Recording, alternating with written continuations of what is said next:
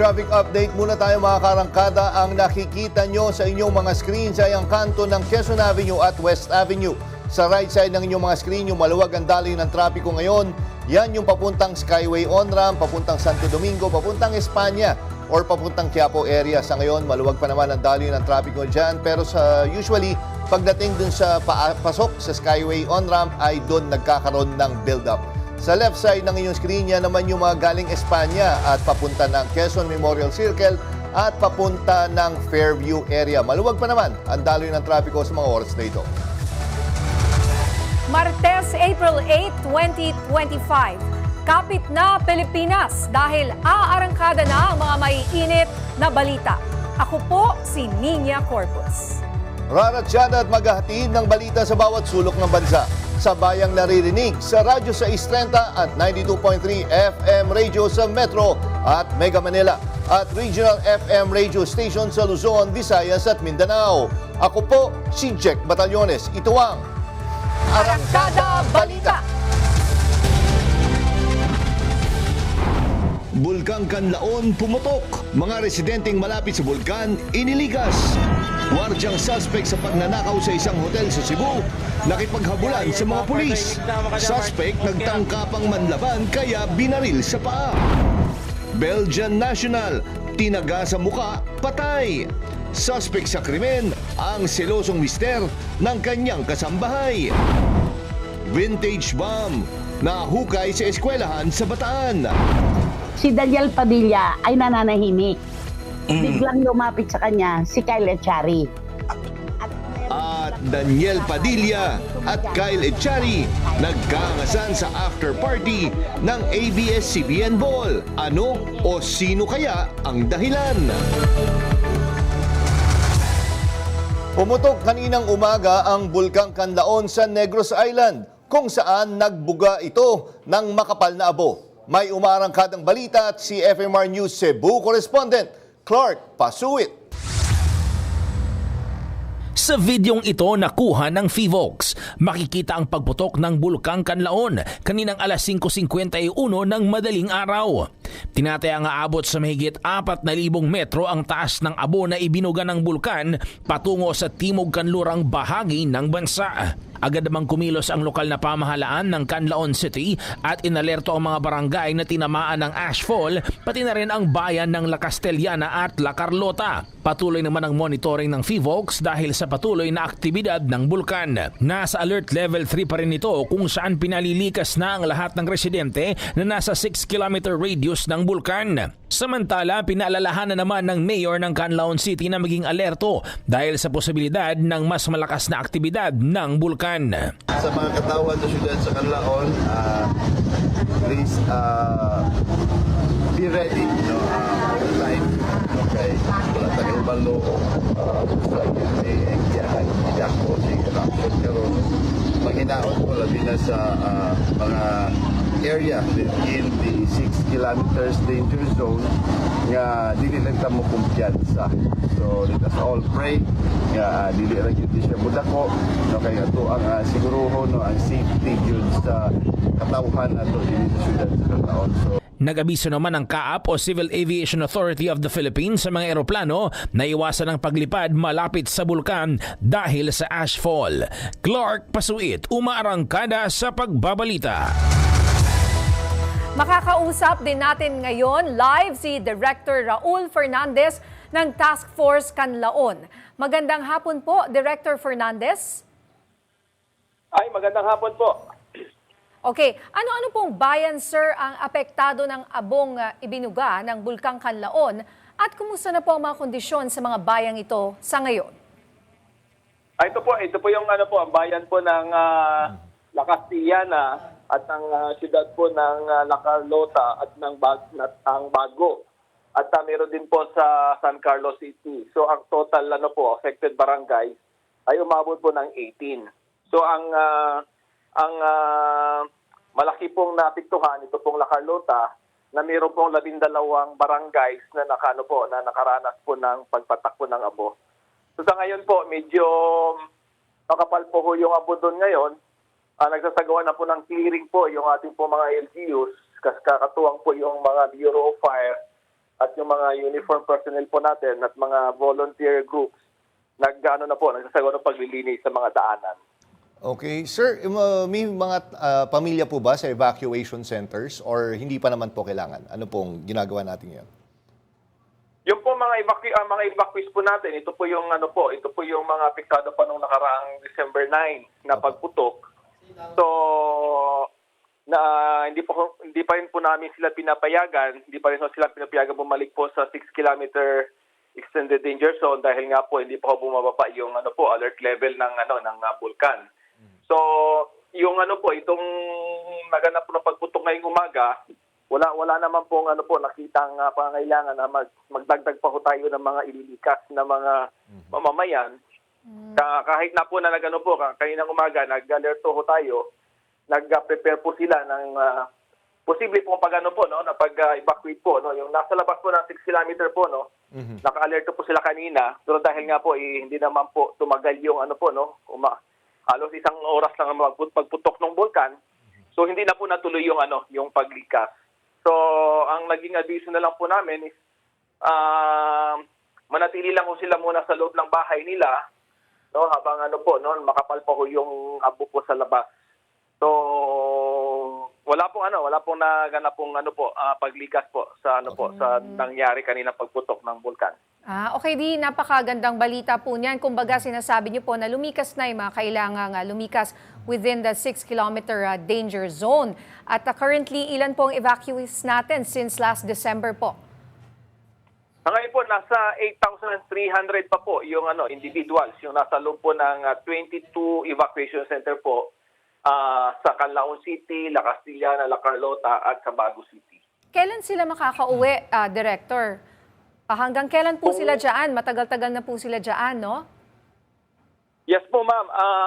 Mag-apat na buwan na ho sila bukas, April 9. So, 4 na buwan na ho sila. So, hindi po, ang makapagsabi po niyan kapag bumaba na ho yung alert level. Kung mag-alert level 2 na ho, bumaba na yung antas ng ating alert level, then papayagan na ho silang bumalik po doon. Pero habang nasa alert level 3 pa rin po, meron pa rin po sabi po ng PHIVOX, maaari pa rin po maganap ang isang explosive eruption dahil wala pa naman po lumabas na lava. Kanina lang po lumabas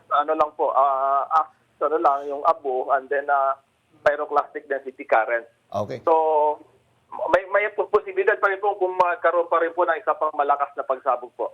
Okay. Sir, totoo ba nagkaroon ng grass fire kanina doon sa may parang dalos-dos ng Bulkang Canlaon at naapula na po ba ito?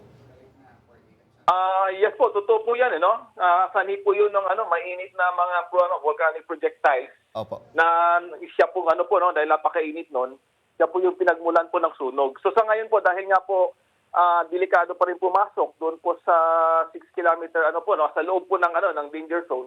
So wala pong hindi po namin hindi po naapula 'yon. So sa ngayon po ang ngayon is patuloy pa rin yung yung sunog. Sir, kanina sinabi nyo, di ba, na mag-stay indoors muna yung mga residente. Are you suggesting then, naka-face mask ba? Yun nga, partner niya, syempre, abo yan. At mahirap yun eh. Lalo na kung may allergy Oo. ka, asthma. Are you suggesting na naka-face mask po ba yung mga residente po dyan? Yes po, naka-face mask po. Nagsagawa ko tayo ng ng distribution po. Nag-distribute ko tayo ng mga face mask doon po sa affected barangays. Oh. So, yung mga affected barangays lang po yung yung nag-report po na may mga naka-experience sila ng asphalt. So, yun lang po yung pinapayuhan natin hanggang sa maaari kung hindi naman kinakailangan. Lang po sila, stay indoor lang po sila, doon lang po sila sa loob ng bahay nila. Okay. Director, ano po yung tulong ang kailangan pa ng ating mga apektadong residente? May mga iba pa po bang paghahanda ang ginagawa ngayon ng task force Canlaon sakaling magkaroon pa ng mas malakas na pagsabog ang bulkan o magtuloy-tuloy po itong alert level 3 po ngayon? Alert level 3 po tayo ngayon. Kung mag-alert level 4 po, dadagdagan po natin yung yung danger zone po from 6 magiging 10 kilometers na po siya radius from the summit. So nakahanda naman po tayo na ilikas po yung mga nasa loob po ng 10 kilometer radius. So nakahanda na rin po yung atin pong mga LGUs. Meron na po silang mga katuwang po, may mga MOA na po sila with transport sector na na piling magpagamit po ng mga trucks, ng kanilang mga transport asset para po ilikas po yung mga tao. So nakahanda naman po tayo dyan. Meron naman po mga designated na evacuation centers po na pili po pagdalhan po. Okay. So yun po yung ating yun po yung paghahanda pa natin kung sakali pong siya mag-escalate siya into alert level 4. Okay. Sir, ganito, bago namin kayo pakawalan, yung pagputok na ito, wala naman siyang lava flow po, tama po ba? Pero paano ho Yes yung po, senaryo na pag umulan, magiging lahar flow, paano ho ba, ano ba yung mga hazards na binabantayan po natin? Yun po, lahar flow po, dahil yun po yung mga yung pyroclastic density currents nga po na po doon sa mga crevices po ng ng vulkan. Kung may malakas na pag-ulan po, yun po yung posible po maging lahar yon. So, na-identify na rin po natin yung mga mamayan po na nakatira po sa gilid po ng waterways po, na pwede pong pagdaanan ng tubig. So, naka-alerto na rin po yun na in case po na magkaroon po ng malakas na pag-ulan, then magsasagawa na rin ho tayo ng ng panibago pong evacuation. Okay, naku, maraming salamat po, sir. At mag-iingat po kayo dyan. At every once in a while, hihingi po kami ng update mula po sa inyo. Maraming salamat po, Yes, po. Director Raul Fernandez. Magandang hapon po at salamat. Maraming salamat din po at magandang hapon po. God bless. Samantala, tiniyak ng Malacanang ang pagbibigay ng tulong sa mga lokal na pamahalaan na apektado sa pagputok ng Bulkang Kanlaon sa Negros Island. Ayon kay Palace Press Officer Undersecretary Claire Castro, nakikipag-ugnayan na ang Department of Social Welfare and Development sa Western at Central Visayas sa mga apektadong LGU para sa paghahatid ng mga kinakailangang tulong doon. Patuloy pa rin po ang binibigyan ng serbisyo po. Ayon na rin sa direktiba ng ating Pangulo. Ang DSWD po ay hanggang sa ngayon po, ngayong April 8 ay sinabi po na ang field offices po sa Western and Central Visayas ay closely coordinating po sa mga affected local government units. At patuloy pa rin po ang pagbibigay ng mga provisions of family food packs and non-food items sa ating mga kababayan na naaapektuhan. Dinamo ng apoy ang 200 brand new na sasakyan sa Tanawan City, Batangas. Narito ang report. Naglalagablab ang apoy sa industrial park na ito sa Tanawan City, Batangas. Nagliyab pati mga nakaparadang sasakyan. Umabot din sa kalapit na residential area ang makapal at maitim na usok. Sobrang init yan. Tumagal ng mahigit 3 oras ang sunog. Ayon sa mga otoridad, unang sumiklab ang apoy sa isang warehouse ng mga pagkain hanggang sa nadamay ang mga nakaparadang sasakyan. Walang nasaktan sa sunog pero 200 brand new cars ang natupok. Inaalam pa ang naging sanhi ng apoy at ang halaga ng pinsala sa mga ari-arian. Sa pool sa video ang pakikipaghabulan ng isang lalaki sa mga pulis na aaresto sa kanya. Ang lalaki ay nirereklamo ng pagnanakaw. Nagbabalik si FMR News Cebu correspondent Clark Pasuit. Mistulang eksena sa pelikula ang tapatan ng mga pulis at isang security guard sa Cebu kagabi. Ang gwardya ay nireklamo ng isang concerned citizen hinggil sa pagnanakaw sa mismong hotel na kanyang pinagtatrabahuan. Ang habulan umabot sa gitna ng kalsada. Nang maharang ng isang pulis, naglabas ng kutsilyo ang suspect. Dito na siya pinaputokan sa paa kaya't napahandusay ang suspect. Dinala ang suspect sa ospital at maharap siya sa patong-patong na reklamo. Clark Pasuit, umaarangkada sa pagbabalita. Isang Belgian ang pinatay sa loob ng kanyang inuupahang bahay sa Davao de Oro. Nahuli naman ng pulisya ang suspect at selos ang tinitignang motibo sa krimen. Yan ang umarangkadang balita ni FMR News Davao Correspondent Hernel Tokmo.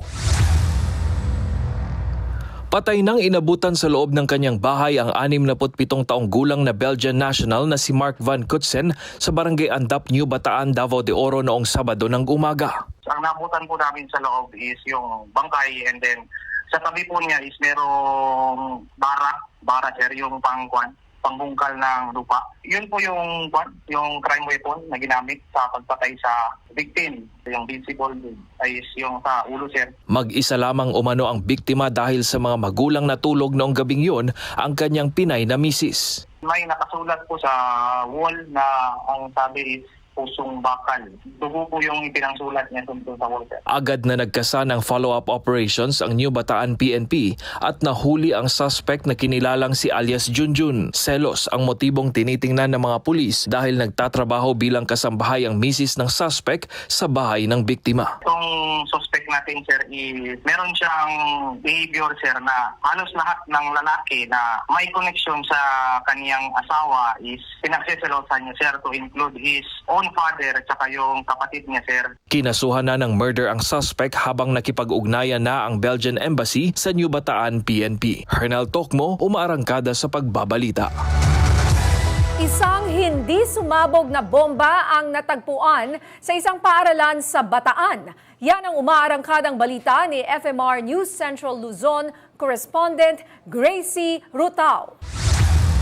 Natagpuan sa Dr. Victoria B. Roman Memorial High School sa Pilar, Bataan noong Sabado ang isang bomba na hindi sumabog o unexploded ordnance. Ang bomba ay isang projectile na 150 mm na walang fuse. Report lang po yung sa kapulisan na usually naman kasi pag may mga nakakita ng ganyan na mga citizen po natin, alam na nila yung korte pa lang, itsura pa lang, alam na nila na automatic yun na nagre-report na sila kaagad sa police.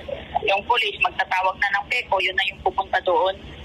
Sa area, sila na rin yung kumukuha. Itinurn over na ng Pilar Municipal Police Station sa Bataan Provincial Explosive Ordnance Disposal ang hindi sumabog na bomba. Ayon sa mga otoridad, luma na ang bomba. Kita natin puro kalawangin na, siguro mga naiwan ng panahon ng mga World War. Tatagal na po. Hindi naman nagdulot ng panik o takot ang nangyari dahil walang pasok nung matagpuan nito. Panawagan nila, pag may nakitang ganitong klaseng bomba na hindi sumabog, huwag itong galawin at agad itawag sa mga otoridad. Gracie Rutao, umaarangkada sa pagbabalita. At kasama natin live si FMR Senior News Correspondent Willie Delgado Jr. para sa mga kaganapan sa TRICOM hearing kung saan nagharap ang TRICOM at mga vloggers. Partner Willie, Idol, kamusta? Anong latest dyan kanina? Magandang hapon, Jake. Sumalang kanina dito sa TRICOM hearing ang vlogger na si Vicente Bencalo Cunanan, o ito'y mas kilala sa alias na Pebbles. Patungkol ito sa kontrobersyal na kung matatandaan ninyo ay yung pulburon issue ng Pangulong BBM. Ipinakita ni Pebbles ang isang picture na kuha sa loob ng isang restaurant sa Hong Kong pagkatapos ang isinagawang Maisog Rally noong July 7, 2024. Kasama sa group picture ang mga kilalang DDS na sina Harry Roque, Vic Rodriguez, Glenn Chong, Trixie Cruz Angeles, Lorraine Badoy, Stas Rogando Sasot at mga DDS vloggers. Pinag-usapan daw nila ang plano kung paano ang gagawing pagpapakalat ng video kung saan isang lalaki ang makikita sa video na sumisinghot ng cocaine at kahawig mismo ng Pangulong Bongbong Marcos. Ayon kay Pebbles, ang nasabing video ay sisimulang ipakalat ng isang foreign vlogger para hindi mahalata na galing ito sa kampo ng mga Duterte. Ang instruction daw sa kanilang mga vloggers ay ipapakalat din ng video sa sandaling mailabas na ito sa social media. July 20, 2024, bago yung sona ng Pangulong BBM, isa pang Maisog Rally ang ginawa sa Vancouver, Canada. Dito na ipinakita ni Harry Roque ang video na isang lalaking sumisingot ng cocaine. Nandun din si Sarali, itong si Maharlika, na kaibigan itong si Pebbles, kung saan sinabihan daw siya nitong si Maharlika sa isang text message na sakyan na lamang yung video at ipakalat din base sa kanilang mga napag-usapan sa Hong Kong. Nagaya din ang gagawin ng ilang mga DDS vloggers. Sabi ni Pebbles, pinadalan pa siya ng video kung saan ito'y medyo tila malabo yung kopya para palabasin na kahawig talaga ng Pangulong Bongbong Marcos ang gumagamit ng cocaine.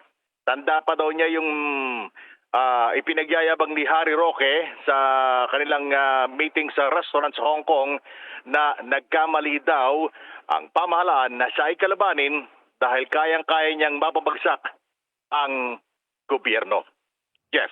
Okay, nako, very exciting nga. Kanina pinanood namin. Again, maraming salamat sa inyong update, Idol Willie Delgado Jr. Nako, kanina, tinutukan ko kanina habang sa office, habang nagsusulat. Kung noon nakaraan, medyo emotional sila. Yung mga tayo nakita nag-iyakan. Umiyak, di ba? This time around, alam mo, ang basa ko sa kanila, pinaghandaan nila kanina. Oo eh. I mean, may ngumingisi-ngisi pa. Yung, alam mo. Parang matapang yung dating Yes, nila. Hindi sila eh. umiyak. Yes, iba yung optics talaga kanina. Hindi yung doon na may marami-rami yung umiiyak noon eh. Pero this time around, alam mo yun, talagang sumasagot. Na, Diba? Very confident sila sa pagsagot. Lalo na yung kanina si Joey Cruz, yung isang nakasagutan ni Congressman Abante. Yung niya, yung attorney niya kanina, kasi nga nakikitawa din sa kanya sa gilid eh. Ginawa, pinaupo siya doon sa likod. Yun na nga, oo. Dahil nainis lang sila. Yes, dahil oo. sa, hindi naman nainis or parang feeling nila disrespectful yung ganun patawa-tawa. Kaya nga.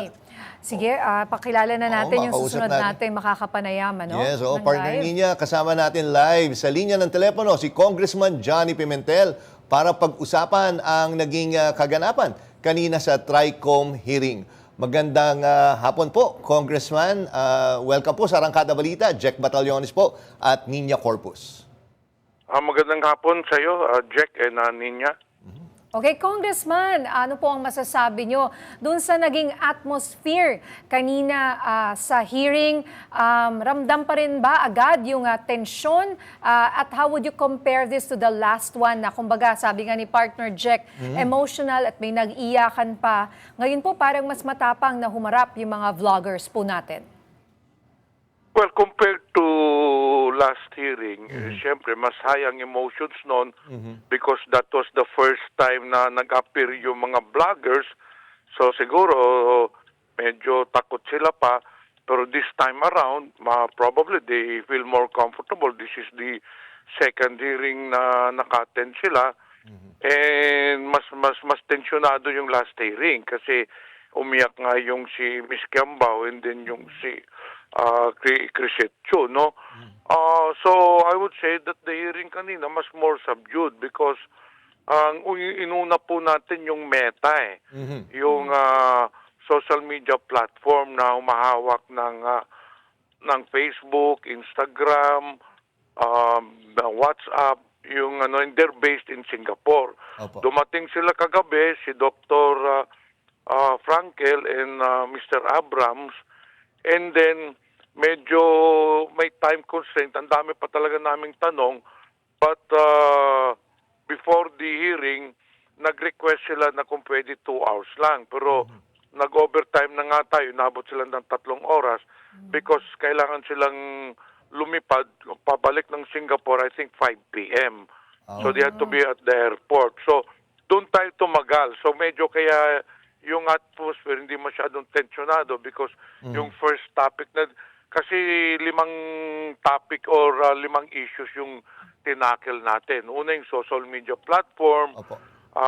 Pangalawa yung kay Noli De Castro, yung celebrities, no? We invited Ato Marolio, kay Matienza, Noli De Castro, may isa pa si Vice Ganda, inimbita rin natin.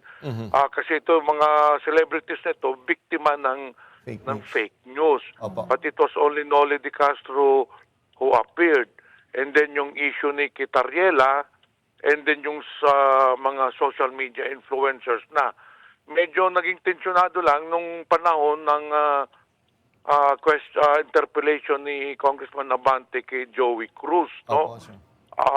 Because may isang nag-post si Joey Cruz kung saan sinabi niyang gago si Abante, and then sinabi rin niyang may sasampal daw siya kay Abante. I don't know kung yun nga ang tinatanong ni Abante kanina, kung ano yung sasampal. Oo nga po, sir. So, ngayon, tinanong ko rin si Joey Cruz kung botante ba siya ni Congressman Abante. Opo. Sabi niya hindi naman daw. Sabi ko parang parang pinipersonal si Abante. Yun ang din ang feeling ni Congressman Abante. Tinanong siya kung kilala mo ba ako. Hindi naman daw siya kilala. Si Abante hindi rin siya nakakilala. So, doon lang medyo nagkainitan dahil si Joey Cruz stood their ground, no? Opo, sir. Medyo ano din talaga siya na she's insisting na yung gago hindi naman daw masama, pero that's your opinion, no? But I think tatanong ko nga sana pero naubusan na ng oras. Kaya nga po. Na kailangan ba talagang gumamit ng masasamang salita if you vlog to emphasize a point, hindi ba? Kaya nga Ngayon, sumuporta naman yung ibang vloggers na normal daw sa isang Pilipino, which I do not agree. Lingwahe daw yan ng mga masang Pilipino, yung pagmumura. I don't see any logic with that, no? So, kanina lumabas na for them, it's normal na murahin kung sino yung personality na itakatake nila. Parang yun ang lumalabas kanina. Yun nga. Because they supported the position of Joey Cruz na normal yung pagmumura. Oo nga po. Congressman, yun ito, no, speaking of dun sa naging sagutan nga ni Joey Cruz at ni Congressman Abante, kanina binabasa namin ni partner niya, ang bilis talaga ng mga vloggers. Gumawa na kagad sila ng video based dun sa hearing kanina, kesyo napahiya daw si Congressman Abante. Alam mo niyo, sir, talagang hindi na natin makakontrol itong mga vloggers na to. Gumagawa talaga sila ng video na mag-fit sa kanilang narrative. Anong masasabi niyo dito, sir? Well, that's precisely the objective of the hearing, no? Right now, pinag-aaralan na po natin. In fact, we have already legal researchers. At the end of the hearing, we will be filing or proposing draft legislations, no? On how to solve this problem. Kasi tignan mo, kahit na si Kabayan Noli kanina, sinabi niya na may I think 2 years ago, may fake news na namatay na daw siya. Nag-collapse tapos namatay na daw siya. Tapos yung sinabi naman niyang hindi daw siya bumoto kay FIRRD, bumoto siya kay Lenny, ganyan-ganyan, which is fake news, which is dinenay ni Noli de Castro. Pero swerte lang si Noli, well, according to his testimony, na siya, madali niyang i-rebut yung mga fake news kasi broadcaster nga siya, di ba? Opo. So, every night siya nakikita sa TV Patrol, which has hundreds of thousands of viewers. So, siya, sabi niya, hindi siya masyadong naapektuhan except yung pamilya niya kasi naaano kagad niya, paalam niya sa mga tao na hindi totoo yan. Kagaya niyan, sabi niya, namatay na si Noli de Castro pero nagpakita siya ng gabi, ito, buhay pa ako. Pero what about the persons na walang ganyang exposure sa broadcast industry? How can they defend themselves? So yun po talaga ang inaano natin. Now, yung sa Meta naman, parang lumalabas kanina, kung napanood niyo yung hearing, they do not want to take responsibility naman tong mga ganyan nga. Masyadong vague yung mga sagot nila, especially with, although meron silang sabing policies, but the policies nila mukhang hindi naman nila ini-enforce. Meron silang mga fact checkers, pero it will take time, no? So kaya for the meantime, na wala pa tayong batas, ayun, any person can be open for attacks talaga. Ang sabi nga po ng Meta congressman na hindi raw sila ang responsible, kundi dapat you run after yung taong nagsulat noon, nung fake news na yon. Ano po ang inyong masasabi dyan? Yun nga ang diskusyon kanina na sabi ni Congressman Acop, dapat mag-self-regulate sila. dahil silang may-ari ng media platform, hindi ba? Sila dapat i-self-regulate nila because at the moment, sa totoo talaga, Ninya and Jack, wala pa po talaga yung batas na para i-penalize yung mga ganitong pangyayari. We do not have laws yet regulating itong mga social media platform. Kaya nga yung isang inaano talaga natin, I don't know if one of the proposals during our brainstorming sa hearing, if probably these social media platforms must get a franchise first from Congress. Opo. Para maging oversight. Alam mo naman yung Congress Oversight Committee yan. Pag nakita nating medyo hindi na may mga violation sila, pwede nating revoke yung franchise nila. Pero yan, proposal pa lang yan. And then there are other, we're drafting already a legislation hopefully to solve this problem. Okay. So what do you mean if they need to get a franchise? And if they don't get that franchise, hindi sila allowed to operate? You mean walang Meta, walang Facebook? Parang, nako, baka maraming magalit na mga Pilipino po dyan. Correct. Yun nga. Natatanggalin Pero yung proposal Facebook? lang naman yan.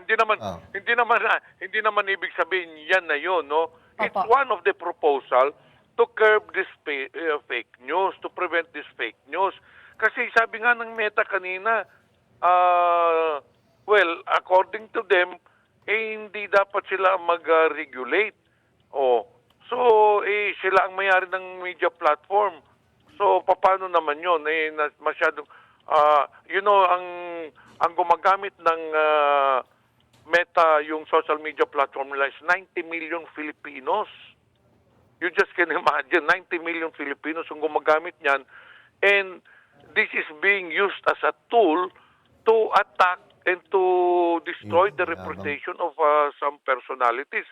Ang daming ng biktima niyan. Hindi lang naman politicians ang biktima diyan. Even ordinary citizens, kahit na yung mga mamamayan natin, nabibiktima niyan. Alam naman ninyo. Kagaya kay Noli de Castro. Noli de Castro, hindi naman wala naman sa politika. Sabihin mong namatay, that is really ang masakit na fake news talaga yun. Congressman, ganito, bago naman kayo pakawalan, pakilinaw lang sino kanina narinig ko, may pinapakontent kayo at meron talagang makukulong po. Sino itong mga personalities po na ito? Kasi nung last hearing, nag-issue na po tayo ng subpoena to 11 personalities during the last hearing. Actually, before the hearing, may subpoena na for them to appear because this is already the fourth hearing. Yung first two hearings, hindi sila nag-attend. So, sinabpinan na sila to appear in the third hearing. 11 personalities yung sinabpina po natin. Yung 8 nag-appear sa third hearing. Pero yung 3, hindi pa rin nag-appear sa ngayong hearing. So, under our House Rule Section 11, Paragraph A, resource person can be cited for contempt if he does not obey summons. So ito po, ang number 1, si Mr. Alan Troy Sas Rugando Sasot. Number 2, si Ms. Lorraine Marie Tablang Badoy Partosa. And number 3, si Mr. Jeffrey Almendras Cruz. Celis pala, Celis. Opo. Okay. Okay. Alright. Maraming salamat po Congressman Johnny Pimentel. Okay, thank you. Salamat, Thank you, sir. sir. Mabuhay po kayo.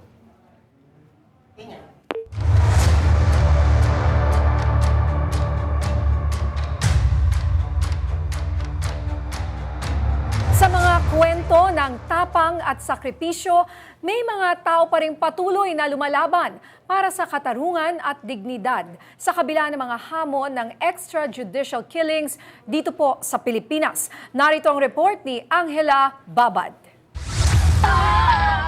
Sa isang bansa na binalot ng karahasan noong panahon ng extrajudicial killings, may mga tinig na umuukit sa dilim, humihiling ng hustisya at katarungan. Dalawa sa mga tinig na ito, sina Father Flavie Villanueva at Randy De Los Santos. Mga ordinaryong tao na patuloy na pinaglalaban ng katotohanan tungkol sa extrajudicial killings sa Pilipinas noong panahon ng Administrasyong Duterte. Si Father Flavie, isang misyonaryong pare, inialay ang kanyang buhay para sa mga pamilyang nawalan dahil sa giyera kontra droga. Bilang tagapagtatag ng programang Paghilom, nagbigay siya ng suporta at pag-asa sa mga pamilyang nagdadalamhati, hindi lang sa pamamagitan ng mga serbisyong libing, kundi pati na rin sa emotional at spiritual na pagpapagaling. Patuloy niyang ipinaglalaban ang dignidad ng mga biktima upang sila'y maalala at hindi mabaon sa limot. Si Randy De Los Santos naman, tiyuhin ni Kian De Los Santos, isang binatilyo na hindi na nakaranas ng katarungan matapos siyang mapatay ng mga otoridad. Ang walang humpay na pagtutok ni Randy sa katarungan ay dinala ang kanyang personal na pagdadalamhati tungo sa pampublikong advokasya. Ngayon, siya ay isang simbolo ng lakas para sa mga pamilyang naapektuhan ng EJK. Hindi lang para kay Kian, kundi para sa lahat ng biktimang hindi nagkaroon ng pagkakataong magsalita. Tuloy ang paglaban ni na Father Flavie at Randy na magbigay liwanag sa human cost ng giyera kontra droga. Ang kanilang mga kwento ay napapaalala sa atin ng halaga ng pananahimik at ang lakas ng pagtindig para sa tama. Angela Babad, umaarangkada sa pagbabalita. Sa isang bansang binalot ng karahasan noong panahon ng nakaraang Administrasyong Duterte, panahon ng EJK, may mga tinig na hindi nagpatalo. Dalawa sa mga tinig na ito ay sina Father Flavie Villanueva, isang pare at tagapagtatag ng Paghilom Program, at si Randy De Los Santos, ang tiyuhin ng batang si Kian De Los Santos na naging simbolo ng laban kontra sa EJK. Pero paano nga ba nila nakikita ang hinaharap ng mga pamilyang naapektuhan nito? Ano ang mga hakbang na kailangang gawin pa nila upang mabigyan ng hustisya ang nangyaring karahasan? Yan ang mga katanungan na sasagutin ng ating mga guests dito sa PRTV Prime Studios.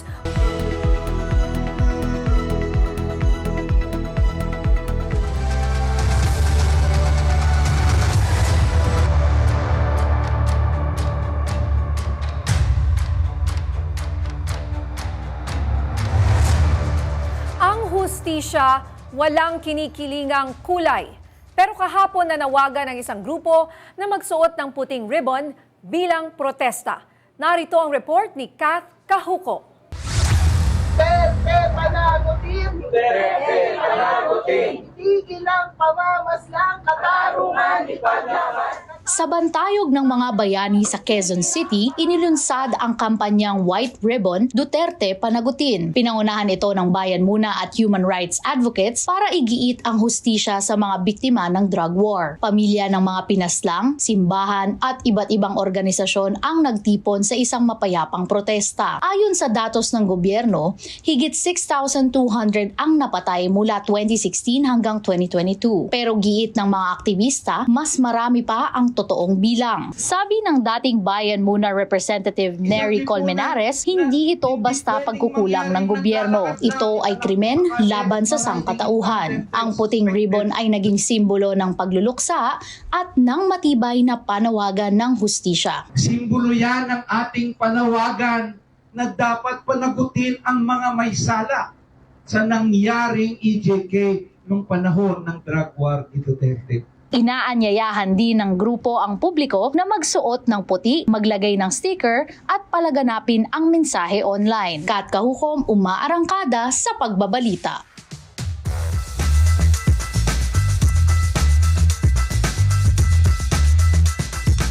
Kasama natin ngayon sina Father Flavie Villanueva at Randy De Los Santos sa PRTV Prime Studios. Dalawang boses ng tapang at pag-asa sa gitna ng matagal ng laban para sa katarungan. Magandang gabi po sa inyo at welcome po sa Arangkada Balita.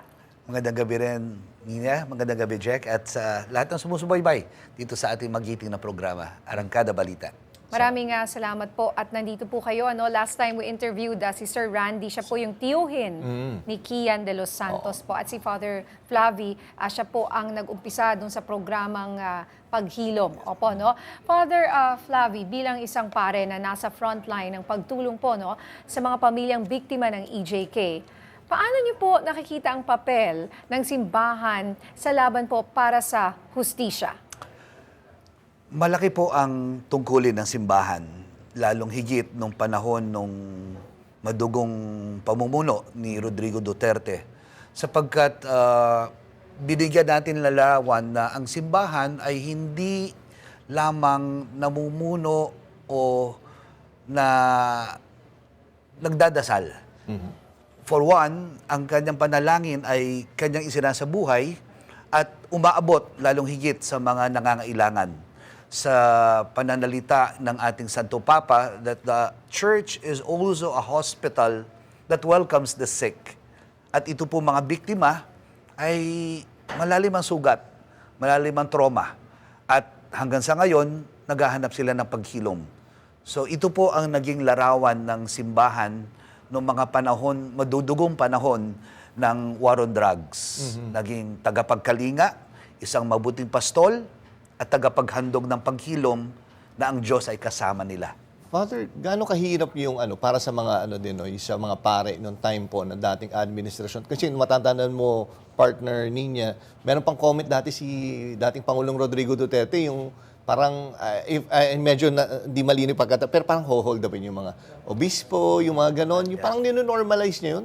I mean, religious persons na pero ginaganon pa. Gaano kahirap po noong time na yan? Hindi ho madali. Umabot sa iba't ibang panglilinlang. Umabot sa social media, bullying. Umabot sa death threats. Umabot sa bahay ng nanay ko. Umabot sa mga palsipikadong kaso. Tulad ng sedition na sinampahan ang ilang mga obispo kasama ang dating vice presidente, and then shinortlist. So, madami pong harassment na hanggang ngayon, if I may say, meron ho akong 5 security issues as we speak.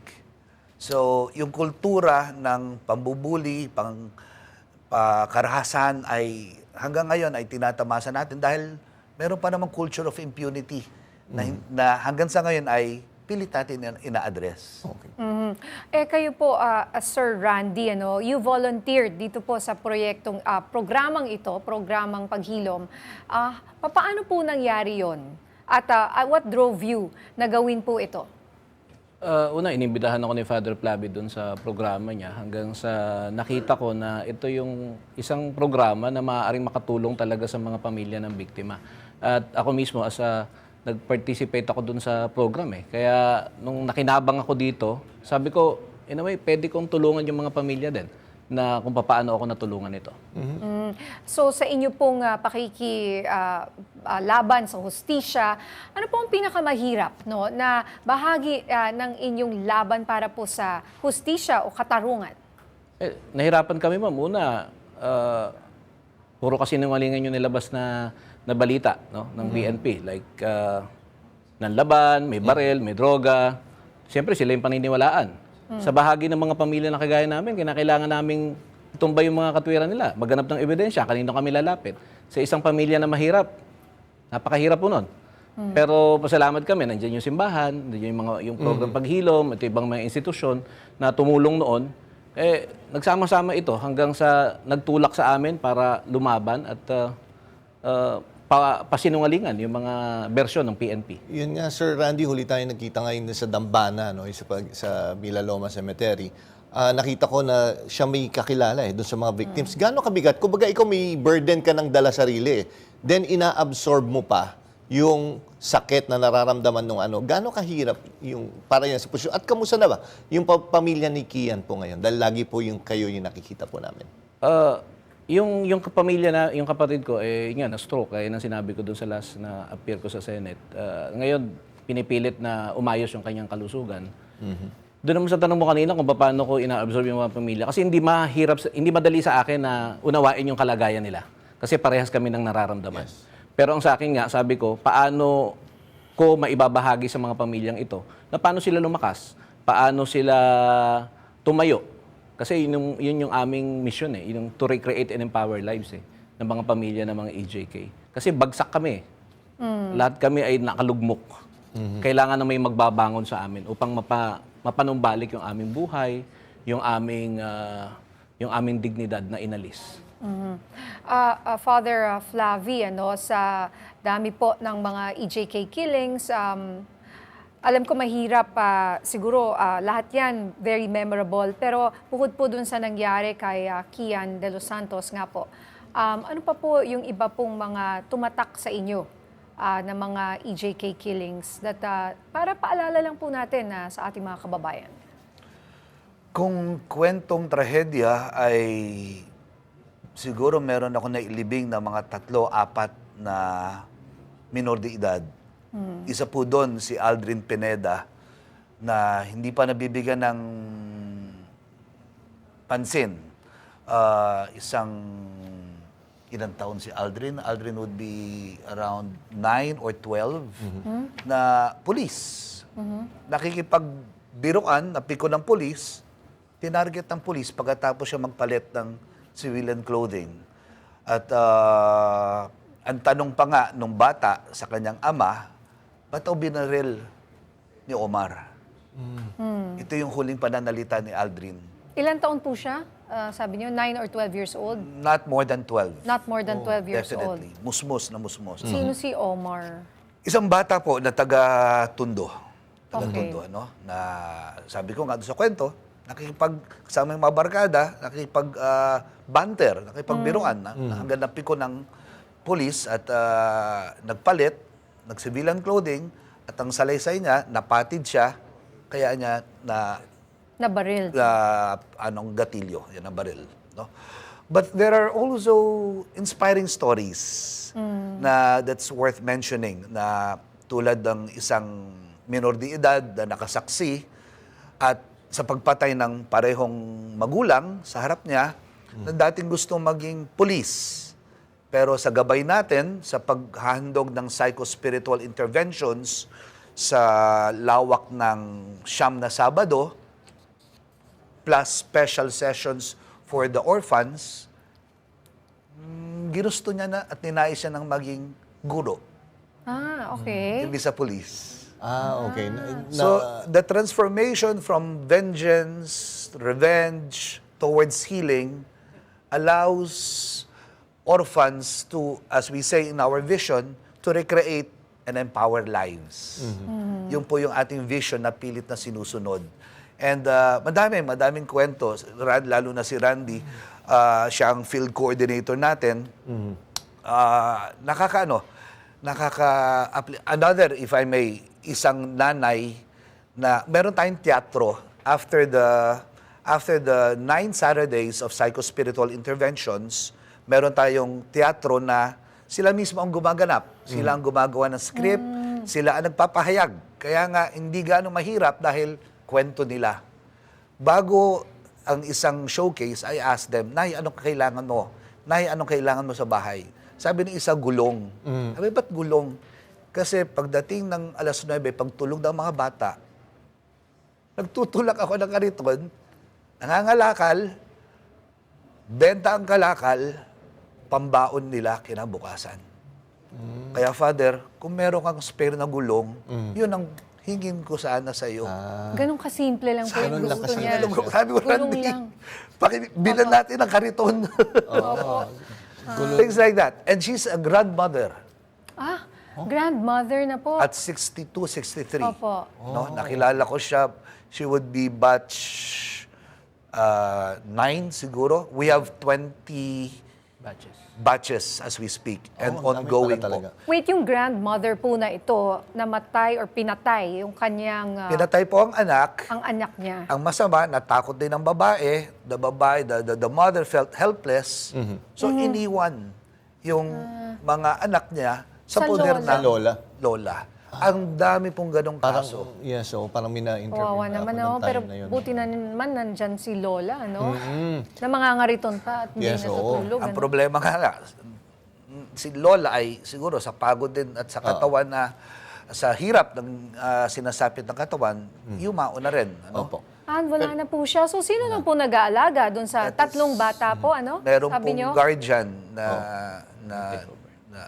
pumalit po sa lola. Pero Father Flavino, siguro may mag-break tayo. Pero tatanong ko, anong naging reaction nyo nung nalaman nyo, after maraming taon, anong reaction nyo finally nagkaroon na ng warrant of arrest laban kay dating Pangulong Rodrigo Duterte? Sabi ko, pwede tayong kumanta ng Alleluia kahit sa panahon ng Kwaresma. Yung pakiramdam ng kasi madami hindi na naniniwala eh. Ito napatunayan natin na the triumph of good versus evil, it's real. At nangyari ito nung nadala at napakulong ang arkitekto ng patayan sa gera laban sa droga. Kayo po, Sir Randy, finally nung inaresto po ang dating Pangulong Duterte, ano po ang naging reaction po ninyo? Nagtatrabaho ko nun sa opisina, maraming ginagawa. Nagbato ng may messages yung mga nanay. Sabi nila, sir, totoo ba to? So, chinek ko muna sa mga times din kung totoo ba. Sabi ko, teka, hindi na yata biro ito. Hindi na ako nananaginip. So, masaya ako. Plus, yung mga nanay na nagsabi, tuwan-tuwa sila. So, ang ginawa namin, nagpunta kami sa isang simbahan sa Sacred Heart at nagkaroon kami ng misa. Okay, nako, maraming... Okay, mamaya hindi pa ata tapos ang ating kwentuhan, okay. May isa lang akong tanong Sige na lang, bago natin ano po, last question na lang po. Father Flavi, kasi sabi ni Vice President Sara Duterte, nasaan daw yung mga sinasabing EJK na yan sa mga nagda-doubt na meron pong ganitong tinatawag na crimes against humanity. Ano po ang masasabi nyo dito sa kanila? Unang-una, yung numbers ng 6,000 ay nanggaling sa administrasyon ng kanyang ama. Doon po nanggaling sa PNP that there are at least 6,000 plus victims. At ang sinasabi ko pa nga, tulad sa Senado tsaka sa Kongreso, may ebidensya dapat yan. May ebidensya dahil nanlaban, may baril na ginamit, dapat na-preserve yung mga ebidensyang yan. Opo. Na 6,000. Opo. So, these numbers came from her father. Okay. No? So, hindi yan inimbento. Opo. Nasa file po yan ng Camp Crame. Okay, Father, nako, maraming salamat po. I know nakakulong na po si dating Pangulong Rodrigo Duterte pero may mahaba-haba pa. Mahaba-haba pa Maraming dahil si Rodrigo Duterte ay architect. Opo. Nandun pa ho yung mason, nandun yung nagpapanday, at yung mga ibang katulong nga po, may dugo sa kamay. Maraming salamat ho, Sir Randy and Father Flavi sa pagpasyal nyo po sa aming studio, and every once in a while hingi po kami ng update and pakatatag po kayo, sir. Mabuhay po kayo, Maraming Father salamat. Flavi and Sir Randy. Salamat po. Salamat.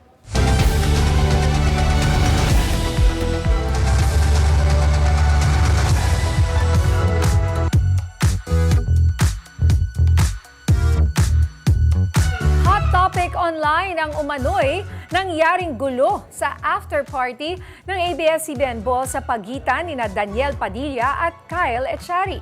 At ang veteran entertainment host na si Christy Fermin may inside scoop sa insidente. May report si DJ Mama Mia. The biggest names in showbiz nagsama-sama for a night of spring-themed fashion sa ABS-CBN Ball 2025. Pero bukod sa magagarang bihis at ayos na mga dumalo, usap-usapan din ang umano'y gulo sa pagitan ni Daniel Padilla, Richard Gutierrez, Kyle Echari at JK Labajo. Sa online show na Christopher Minute, nagkwento si Christopher Min. Ayon sa aming sources, si Daniel Padilla ay nananahimik. Biglang lumapit sa kanya si Kyle Echari. At meron silang pinag-usapan na parang tumigas yung salita nung Kyle kay Daniel. May umaali-aligid si JK Labajo. Si JK, panguso-nguso na parang upakan mo na. Parang ganon. Ay, nagbaano na Meron. Ayon pa sa source ni Christy, nakita raw ni Richard Gutierrez ang pag-aligid ni na JK at Kyle kay Daniel kaya lumapit ang aktor at umawat. Pero hindi raw ito nagustuhan ni JK at hinamon si Richard ng suntukan. Nung akma na, nasusugod si Richard, nagdatingan ang mga security guard at ang iba pang mga tagapamuno doon. Nang mag-akyata na raw ang lahat sa rooftop bar ng venue, dito na raw nilapitan ni JK si Richard. Nakalusot yung JK Labajo, lumapit kay Richard Gutierrez at kunwa-kunwaring nagsosorry pero pangisi-ngisi. Hinamon ulit si Richard. Then nakita niya yung gusto niyang makita. Di ba? Nasa pool siya, sa may ulo. Nasa pool siya. Nagpang-abot talaga. Oo, natural na off-balance pa nga si Richard. Si Tita Annabel nga, napaupo pa. Tumakbo daw yung JK Labajo. JK Labajo, sumugod talaga. Nasa gasaan niya si Tita Annabel. Pero, paglilinaw ng source ni Christy, hindi raw tungkol kay Catherine ang gulo. Dahil buong gabi naman daw na deadma lang si Daniel kay Catherine. Wala pang pahayag ang mga artistang sangkot sa issue. Ako si DJ Mama Mia ng FM Radio Manila, umaarangkada sa pagbabalita. Nakaka-tense naman yun, Kaya, partner, walang away naman yata. Sana, bati-bati na sila, baka, dala ng, emosyon Yes. nung gabing yun. At yan ang mga balitang umarangkada ngayong araw. Ako po si Nina Corpus. At ako naman po si Jack Batallones para hindi mahuli sa usapan, kapit lang hanggang sa susunod na Arangkada